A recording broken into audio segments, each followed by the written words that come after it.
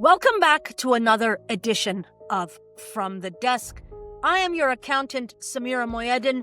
This is going to be our Halloween edition. Ooh, ooh. Should have probably put a warning sign before I did that. We start this week off with something that is scaring the Toronto District School Board a lot these days. Arabic. Read from the wrong way, it's that squiggly, squirrely thing with all the dots. What is it even saying? October in the Toronto District School Board is Islamic Heritage Month. Don't think we didn't notice that you put it the same month as Halloween. One of the activities they had scheduled this year was a virtual Arabic calligraphy class. 100 different classrooms had signed up with 2,500 student participants. All of a sudden, the night before, the person giving the workshop was notified by a phone call that it was in fact cancelled. Why? Well, this is the reason.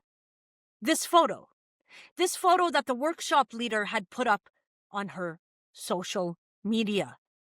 Now, I interviewed the calligrapher. Here's what she had to say about her workshop being cancelled. Have a listen. The social media post I made would remind the world that a genocide was and is happening in Gaza. It had no commentary whatsoever on what happened on October 7th, except perhaps to say that the past 2 years has meant something truly tragic for Palestinians in Gaza.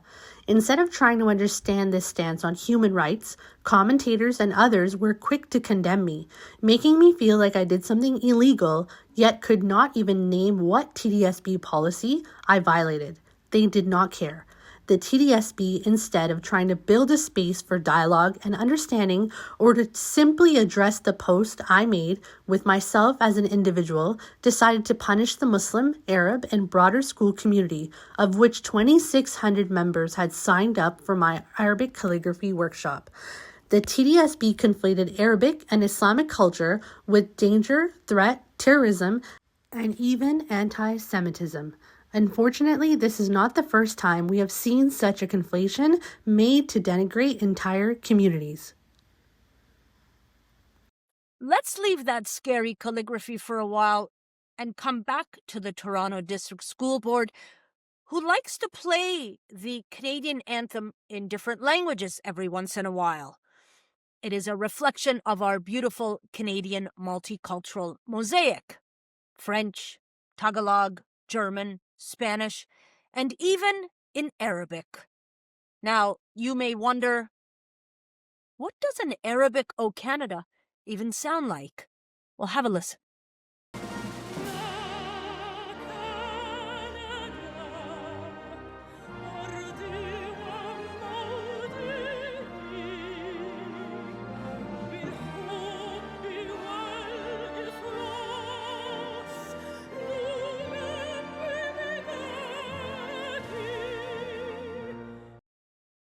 That was the Toronto Symphony Orchestra, conductor Peter Unjian, and the amazing soprano Miriam Khalil. The High School of Earl Haig in North York recently played the Arabic version of O Canada, and it rippled through the usual channel of degenerates. A takeover, they called it, Sharia, over the airwaves. Now, they played that anthem on October 7th, and naturally, Arabic is to blame for what happened on October 7th. So, Education Minister Paul Calandra put out a statement saying in part, "It is hard to believe that no one recognized the significance of this day, where the world recognizes the anniversary of the worst terrorist attack perpetrated against the Jewish people since the Holocaust. This further underscores that school boards should be focused on creating safe learning environments for all students, never at the expense of one community over another." And then he goes on to say that from now on, the anthem is only to be played in the 2 official languages of Canada, French and English. The principal of the school also issued an apology, saying that he meant no harm by it. You see, the only way this would be harmful is if you associate the Arabic language with terrorism, which is exactly the message that the TDSB sends with such an apology. Staying with our scary theme, Israel,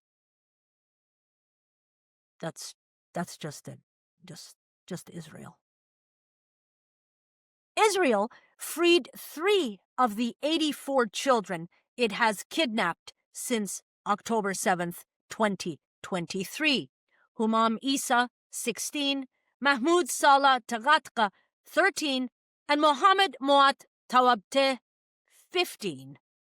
Other Palestinians were already killed when they were freed by Israel, arriving in body bags, most of them still bound and blindfolded and mutilated. Some were even missing their eyes, organs, and skin. That's right. The Gaza Health Ministry says many of the dead Palestinians Israel sent back to Gaza had their organs removed by Israel. No. It can't be.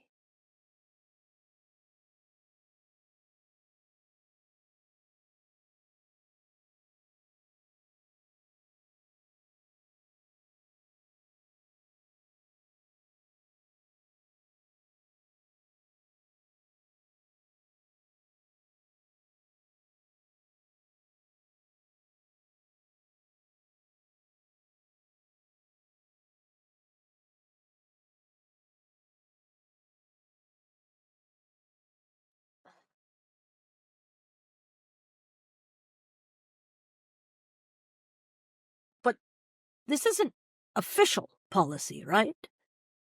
נוגעים, משאירים שלם את החייל, מאוד חשוב, אבל לוקחים מאחרים. מי?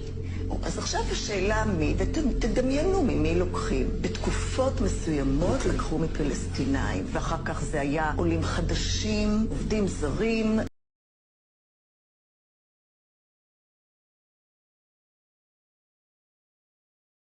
From organ harvesting to land theft, Israel's Knesset voted to fully annex the West Bank this week. Have a look.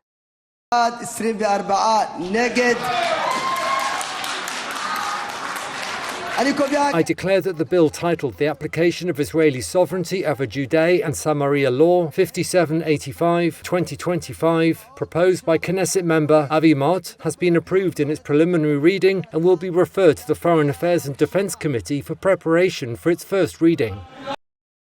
Vice President J.D. Vance was in the land of milk and genocide when that vote took place. Here is his response when he was asked about it. We'll do, yeah. The West Bank vote yesterday that took place while you were in the country. Oh, yeah, that was weird. I was sort of confused by that. Now, I actually asked somebody about it, and they told me that it was a symbolic vote, some symbolic vote to recognize or a symbolic vote to annex the West Bank. I mean, what I would say to that is when I asked about it, somebody told me that it was a political stunt, that it had no practical significance. It was purely symbolic. That was like so weird. Like, what was that even? It's like totally symbolic. You know, those Israelis and their symbols. Meaningless. Meanwhile, Israel continues to kill Palestinians who cross an imaginary yellow line. Here is how a doctor currently working at Al-Aqsa Hospital describes it. Trying to return home and crossing this imaginary yellow line. Most people don't know where this line is. They have no access to the internet. They're going home to see what remains of their home, collect some of their belongings, and then they're attacked by the Israeli forces. In fact, the killings got so bad that Israel finally decided this week to mark out the yellow line by placing yellow cinder blocks every 200 meters across the landscape.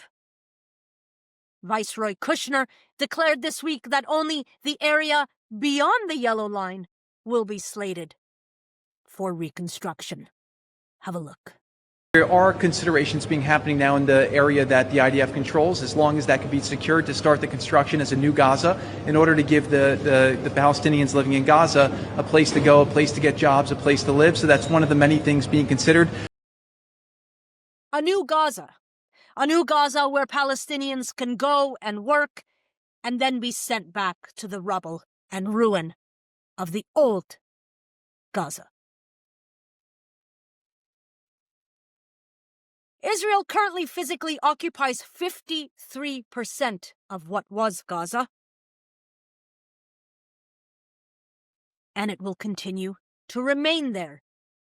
On the home front, let's come back to Canada. A new Zionist nonprofit organization has popped up, Meet Unapologetically Jewish, founded by Matthew, have you seen my neck, Taub. The group came out strong with a press conference on Parliament Hill. Have a look. Today, I'm making a very important announcement. Unapologetically Jewish has officially filed formal human rights complaints against the cities of Toronto and Montreal, their respective mayors, Mayor Olivia Chow and Mayor Valerie Plante, the Toronto and Montreal Police Services Board, and the Toronto and Montreal Chiefs of Police. These complaints stem from their repeated failure to protect Jewish communities from anti-Semitic hate. This is not a theory, this is lived experience. Matthew Taub is taking the chiefs of police and mayors to court for not protecting the Jewish community enough here in Canada. This is the same Matthew Taub who on December 26, 2024 responded to my tweet about Israel killing 5 journalists with this, quote, I'd love to see how long you would last there. They just love bull dykes in those progressive areas. The irony when you're raped and murdered by a terrorist who then reports about it after he's done because he's press. End quote. I want to make something perfectly clear right now. I am not a bull dyke. I am what you call a lipstick lesbian. Get that right, Taub. Canada's newest organization, fighting anti-Semitism, Unapologetically Jewish, is in good Zionist, misogynistic, homophobic hands.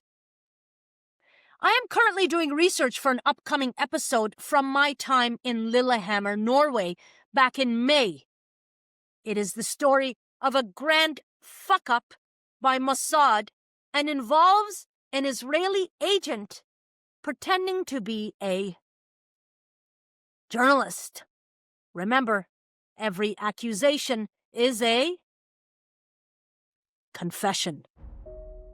As always, it has been a business doing pleasure with you. If you haven't yet, please do support our Patreon. It is what allows us to keep bringing you the news and the voices that you most need to hear from. Now, head on over to patreon.com/onthelinemedia. Show us some love because we are totally reader and viewer funded, and we want to remain that way, unfettered and unfiltered. Till next time, stay tuned.